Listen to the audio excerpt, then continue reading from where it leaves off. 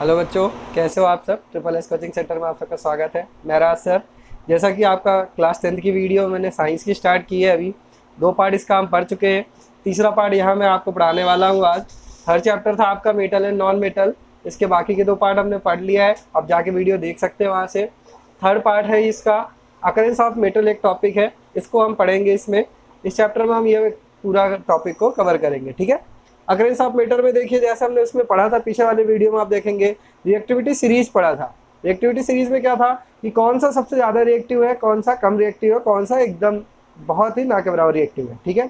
तो हमने पढ़ा था ये सारे जो है sodium, potassium, calcium, magnesium, aluminium, ये सारे बहुत ही ज़्यादा रिएक्टिव होते हैं, ठीक है। उसके बाद लेस रिएक्टिव में आते हैं जिंक, फेरस, लेड और कॉपर। और जो सबसे कम रिएक्टिव होते हैं वो हमारे कॉपर, सिल्वर हो गया, गोल्ड हो गया, ये सारे क्या है, बहुत ही लेस रिएक्टिव होते हैं, ठीक है। तो अब हम इनको पाएंगे कैसे, इनको हमें निकालना है। अकरेंस ऑफ मेटल में हम यही पढ़ रहे हैं यहाँ पे कि इसको हमें कैसे एक्सक्रीट करेंगे। अगर हमें इसको पाना है तो हम कैसे पाएंगे इसको, ठीक है। तो देखो, नेचर में मोस्ट रिएक्टिव जो है ये तो नहीं मिल सकते, क्योंकि ये जैसे ही आप अगर ये नेचर में फ्रीली मिलेंगे, जितने भी हैं इसमें से सबसे ज़्यादा जो लेस रिएक्टिव है ये वाले क्या होते हैं, बहुत ही फ्री स्टेट में मिल जाएंगे आपको। क्यों? क्योंकि भाई कोई रिएक्शन ही नहीं करना है इनको। जब रिएक्शन नहीं करेंगे तो ये फ्री स्टेट में मिल सकते हैं, ठीक है। लेकिन ये वाले जो है लेस रिएक्टिव वाले, ये ज़्यादातर फ्री स्टेट में नहीं मिलते, ठीक है। ये या तो अपने कार्बोनेट फॉर्म में होंगे या सल्फाइड फॉर्म में होंगे, ठीक है, या ऑक्साइड के फॉर्म में होंगे। क्योंकि ऑक्सीजन की मात्रा सबसे ज़्यादा है, मतलब 21% है। तो क्रस्ट पे जितनी भी चीज़ें पाई जाती है वो ज़्यादातर क्या हो जाती है, ऑक्साइड हो जाती है, ठीक है। तो जो मोस्ट रिएक्टिव है ये बिल्कुल भी फ्री नहीं पाया जा सकता, क्योंकि बहुत ज़्यादा रिएक्टिव है। अगर थोड़े से खुले में रख दे, सपोज करो पोटेशियम या सोडियम, अगर इनको आप खुले में रख दो आग लग जाएगी। तो इनको आप खुले में कैसे पा सकते हो, तो इनको हम खुले में नहीं पा सकते, ठीक है। तो देखिए, यही हमें यहाँ पढ़ना है कि अकरेंस ऑफ मेटल में कैसे हम किस ओर से, उनके उस ओर से, और क्या है उसका मिक्सचर, जिससे उसको निकालते हैं, ठीक है। जैसे एक सब्जी है, सब्जी का ढेर सारा मिक्सचर हो गया, उसमें से अगर आपको उसमें आलू, गोभी, बैगन सब मिक्स है, आपको गोभी निकालना है, तो आप क्या करोगे, पूरे बैग में से उसको गोभी छाटोगे। वैसे ही है और होता है सब चीज़ का मिक्सचर। अब उस मिक्सचर से हमें मेटल निकालना है, जो मेटल हमें ज़रूरत पड़ेगी, ठीक है। तो देखो, निकालने के इसके तीन स्टेप है, ठीक है। तीनों का अलग अलग निकलेगा। जैसे आपका मेटल ऑफ हाईली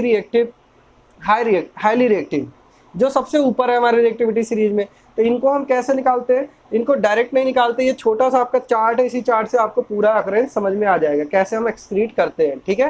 तो सबसे पहले आपका मेटल ऑफ हाई रिएक्टिविटी, जो हाई रिएक्टिविटी वाले मेटल होते हैं उनको हम इलेक्ट्रोलाइसिस करते हैं। इलेक्ट्रोलाइसिस पता है आपको, जो हमने पीछे भी क्लास में पढ़ा है। क्या होता है, एक हमारा टब होता है, उसमें एक एनोड की रॉड लगी होती है, कैथोड की लगी होती है, ठीक है। तो उसमें जो जो हमारा मेटल है उसका ओर को हम डाल देते हैं, ठीक है। ये लिक्विड स्टेट में होता है, यहाँ डाल देते हैं। मॉल्टन स्टेट में होता है, ठीक है, गाढ़ा। इसको डाल दिया, फिर यहाँ से इलेक्ट्रिसिटी पास करते हैं। तो इलेक्ट्रिसिटी से क्या होता है कि जो हमारा मेटल होता है वो कैथोड पे जमा हो जाता है। कैथोड हमारा माइनस वाला होता है और एक प्लस का होता है, एनोड हमारा प्लस का होता है, ठीक है। तो जो भी हमारा मेटल है वो सारा हमारा कैथोड पे इकट्ठा हो जाता है, बाकी जो गंदगी है उसकी वो एनोड मड के रूप में बाहर निकल जाती है, ठीक है। तो ये होता है हमारा इलेक्ट्रोलाइसिस। पीछे भी पढ़ाया है, क्लास 8 में भी है आपका, 9th में भी है, वहाँ भी देख लीजिएगा आप। तो इलेक्ट्रोलाइसिस करते हैं और इलेक्ट्रोलाइसिस करके हमें प्योर मेटल आसानी से मिल जाता है, ठीक है। तो ये तो हो गया हमारा बहुत ही ज़्यादा मोस्ट रिएक्टिविटी जो है, मोस्ट रिएक्टिव मेटल से उनको हम कैसे निकालते हैं, सीधे इलेक्ट्रोलाइसिस करते हैं। इलेक्ट्रोलाइसिस करके हमें प्योर मेटल मिल जाता है, ठीक है। अब आती है बात मेटल ऑफ मीडियम रिएक्टिविटी की, जो बीच वाले हैं, जो कम रिएक्टिविटी है, यही तो आ रहा है ना। तब इनको कैसे निकालेंगे, तो इनमें जो भी मेटल्स है ये सारे 2 फॉर्म में पाए जाते हैं, ज़्यादातर 2 फॉर्म में पाए जाते हैं। या तो कार्बोनेट ओर के फॉर्म में पाए जाएंगे, या तो इसके सल्फाइड ओर के फॉर्म में पाए जाएंगे, ठीक है। जिस भी ओर में पाए जाएंगे, अगर कार्बोनेट ओर के फॉर्म में पाए जा रहे हैं, यानी इसमें कार्बन की मात्रा ज़्यादा है, ठीक है, तो उसके लिए हम क्या कहते हैं, कार्बोनेट ओर है तो उसमें कैल्शियम की मात्रा ज़्यादा होगी, ठीक है। तो कार्बोनेट ओर होगा तो हम उसके लिए कैल्सिनेशन करेंगे। कैल्सिनेशन मतलब क्या है कि उसको हम हाई स्ट्रॉन्ग हीट में रोस्ट कर देंगे, बहुत ही ज़्यादा स्ट्रॉन्ग हीट में अगर इसको हम गर्म कर देंगे तो ये हमारा क्या हो जाएगा, उस प्रोसेस को हम कहते हैं कैल्सिनेशन, ठीक है। फिर कैल्सिनेशन के बाद ऑक्साइड ऑफ मेटल हमें मिल जाएगा, ठीक है, क्योंकि कैल्सिनेशन हुआ तो कैल्सिनेशन के बाद जो मेटल हुआ वो ऑक्सीजन के साथ रिएक्ट कर लेगा तो उसका ऑक्साइड बचा रहेगा। इसी तरीके से सल्फाइड ओर जो है, सल्फाइड ओर में हम क्या करते हैं, सीधे रोस्टिंग करते हैं, ठीक है। सल्फाइड ओर में इसका रोस्टिंग हो जाएगा आपका। रोस्टिंग मतलब सीधे हाई टेम्परेचर पे इसको हम गर्म कर देंगे, ठीक है, रोस्ट कर देंगे। रोस्ट करना समझते हैं आप, ठीक है। तो रोस्टिंग कर देंगे, बस रोस्टिंग करने पे हमें क्या होगा, उसका फिर से ऑक्साइड ऑफ मेटल मिल जाएगा। दोनों प्रोसेस से, चाहे कार्बोनेट कैल्सिनेशन हो या रोस्टिंग हो, दोनों से हमें क्या मिल जाएगा, ऑक्साइड ऑफ मेटल मिल जाएगा। अब जिस मेटल का है ऑक्साइड बना है उसको हम क्या करेंगे, रिडक्शन ऑफ मेटल करेंगे। रिडक्शन ऑफ मेटल मतलब मेटल उससे हमें निकालना है, तो ऑक्साइड को हटाने के लिए हम क्या कर सकते हैं, दो तरीका कर सकते हैं। रिडक्शन ऑफ मेटल के लिए हम दो तरीका यूज कर सकते हैं। एक तो या तो आप कार्बन यूज कर लीजिए, ठीक है, कार्बन क्योंकि सबके साथ मेनली रिएक्ट कर जाता है। और दूसरा मेथड है डिस्प्लेसमेंट रिएक्शन। डिस्प्लेसमेंट रिएक्शन आपको पढ़ा है अभी पीछे, फर्स्ट चैप्टर में भी पढ़ाया था आपको। डिस्प्लेसमेंट में क्या होता है कि अगर यहाँ पे मान लीजिए कोई कॉपर का मेटल मिल गया, ठीक है, कॉपर मेटल का मिला है कुछ, तो कॉपर को हम क्या करेंगे, जो कॉपर से ज़्यादा रिएक्टिव है या कोई भी मेटल हो तो उससे ज़्यादा हाई रिएक्टिव कौन कौन से, जैसे ये हमारे सोडियम, पोटेशियम, कैल्शियम, इनके साथ रिएक्ट करा देंगे। तो इनके साथ रिएक्ट करा देंगे तो ये क्या करेंगे, ये डिस्प्लेस कर देंगे इसको। तो यहाँ से इसका जो ऑक्साइड है वो रिडक्शन हो जाएगा उसका। इस तरीके से हमें फिर प्योरिफिकेशन ऑफ मेटल, जो मेटल मिलेगा उसको हम प्योरीफाई कर लेंगे, ठीक है। यही चीज़ होता है आपका इसमें रोस्टिंग। सल्फाइड ओर के साथ भी रोस्टिंग किया, रोस्टिंग के बाद हमें ऑक्साइड ऑफ मेटल मिला, और रिडक्शन के लिए सेम तरीका। यही चीज़ यूज़ करके हम क्या कर सकते हैं, जो लेस रिएक्टिव है, थोड़े से मीडियम रिएक्टिविटी वाले हैं, उनको हम आसानी से पा सकते हैं, ठीक है। उसके बाद आता है आपका मेटल ऑफ लो रिएक्टिविटी। जो सबसे लो रिएक्टिविटी वाले हैं उनके लिए क्या करना है, तो बताया ये ज़्यादातर फ्री स्टेट में मिलते हैं। अगर ये फ्री स्टेट में नहीं मिलते तो इनमें ऐसा होता है कि थोड़ा सा सल्फाइड ओर के फॉर्म में मिलेंगे, और उसको रोस्ट कर देंगे हम। रोस्टिंग करने के बाद सीधे मेटल मिलेगा, और मेटल का फिर हम रिफाइनिंग कर लेंगे, ठीक है। तो मेटल पे डिपेंड करता है कैसा है मेटल। नॉर्मल अगर हमारा प्योर मेटल मिल जाता है तो अच्छा है, नहीं होता तो हम क्या कर लेंगे, उसके लिए इलेक्ट्रोलाइसिस कर लेंगे और हमारा प्योर मेटल मिल जाएगा, ठीक है। इसके साथ साथ ये ज़्यादातर फ्री स्टेट में पाए जाते हैं, जैसे या तो जैसे सीने बार ले लो, HGS, ये क्या है, सीने बार है, ठीक है। तो सीने बार किसका ओर है, मरकरी का ओर है। इसको जब हम हीट करते हैं, हाई प्रेशर स्ट्रांगली हीट करते हैं, तो ये क्या बन जाता है, HgO2 बन जाता है, मतलब मर्क्यूरिक ऑक्साइड बन जाता है। फिर से इसको रोस्ट कर देते हैं तो ये क्या बन जाता है, हमारा मरकरी हमें मिल जाता है, ठीक है। तो इस तरीके से देखिए ये लेस रिएक्टिव था, बहुत ही ज़्यादा लेस रिएक्टिव है, तो ये आराम से सिंपल सा हमने रोस्ट कर दिया या हीट कर दिया, हीट करके हमें ये मेटल मिल जाता है, ठीक है। इस तरीके से तीनों का अलग अलग, जो लेस रिएक्टिव वाले हैं उनको हम निकाल सकते हैं इस तरीके से, मिडिल वाले को भी इस तरीके से निकाल सकते हैं, और जो हाई रिएक्टिविटी है उनके लिए इलेक्ट्रोलाइसिस सबसे बेस्ट प्रोसेस है, ठीक है। तो ये आपका हो गया सारा मेटल्स, कैसे हम मेटल्स को पा सकते हैं। अब इसके बाद लास्ट इसका टॉपिक है आपका कोरिजन। तो अब हम कोरिजन के बारे में पढ़ेंगे। तो अब लास्ट टॉपिक अपना है कोरिजन। तो कोरिजन चैप्टर 1 में भी आपको पढ़ाया था, चैप्टर 1 में बस नॉर्मल सा दिया था आपके बारे में, कोरिजन के बारे में, और इस चैप्टर में आपको डिटेल में थोड़ा समझाया गया है, ठीक है। कोरिजन क्या है, सिंपल सा वही चीज़ है कि रस्टिंग ऑफ आयरन, आयरन के ऊपर रस्ट लग जाना, जंग लग जाना, वो हमारा कोरिजन। कोई भी चीज़ खराब होना, जब कोई चीज़ खराब होती है तो उसे हम क्या कहते हैं, कोरिजन हो गया। कैसे खराब होगा, आयरन को खुले में रख दो आप, नई नई चीज़ लाते एकदम चमकती रहती, कुछ दिन बाद उसकी चमक उड़ जाती है ना। आयरन को भी अगर खुले में छोड़ दो तो वो क्या होगा, ह्यूमिडिटी और वाटर और एयर के संपर्क में आके वो रस्ट हो जाएगा, ठीक है, रस्ट लग जाएगा उस पर। तो रस्टिंग ऑफ आयरन क्या कहलाता है, कोरिजन कहलाता है।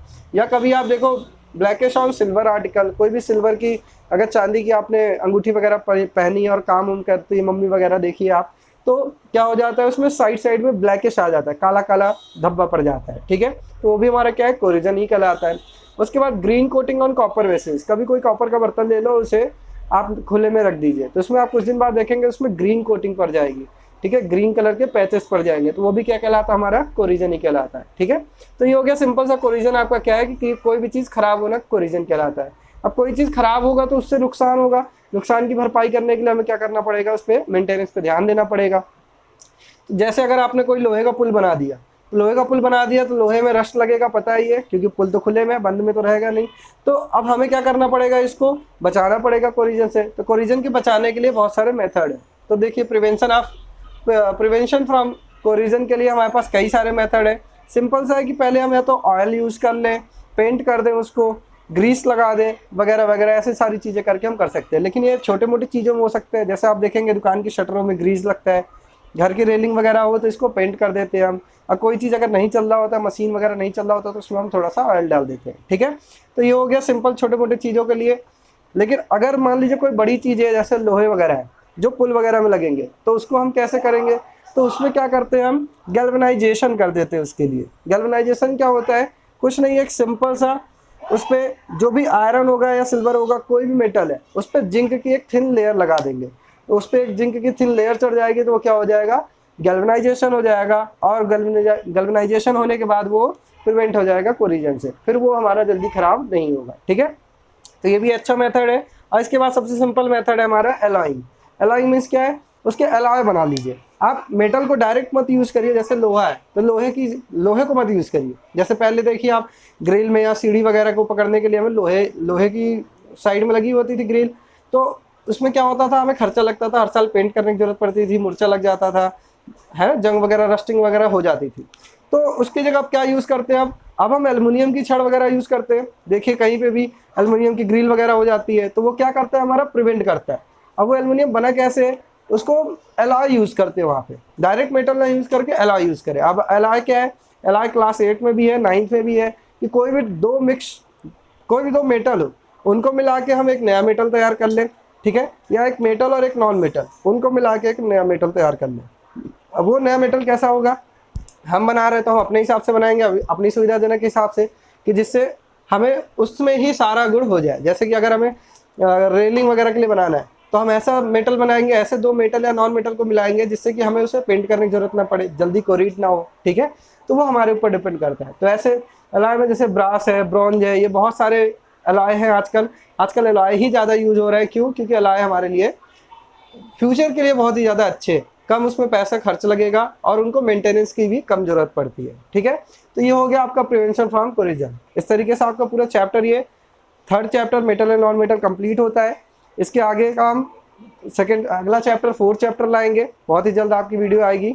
आप इसको देख लीजिएगा, नोट कर लीजिएगा। इसके पहले का जो आपका और वाला था उसको भी आप बना लीजिएगा, ठीक है। और वीडियो को लाइक करिए, पसंद आए तो लाइक कीजिए, सब्सक्राइब कीजिए, बेल आइकन भी दबाइए और अपने दोस्तों के साथ शेयर कीजिए, ठीक है। You too all of you.